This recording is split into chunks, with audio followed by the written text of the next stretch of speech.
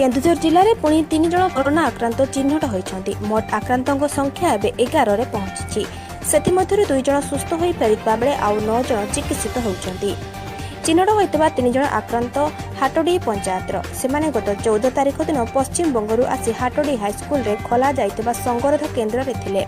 2 जनक घर गोप ग्रामर होइतिबा बेले अन्य जणे जळकळंग ग्रामर।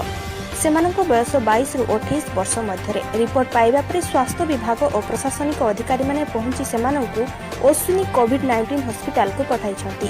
पूर्वरु हाटोडी ब्लॉक रे 5 जन आक्रांत होइतिबा बेले आज मिसाई मोट 8 जन आक्रांत होइछंती। तन्मध्यरु जणे सुस्थ होई फेरिछंती। तबे अग्निशम विभाग पक्षरु संपूर्ण विशोधन करा जिबा परे सरपंच पंचायत को 2 दिन पर्यंत शटडाउन घोषणा करिछंती।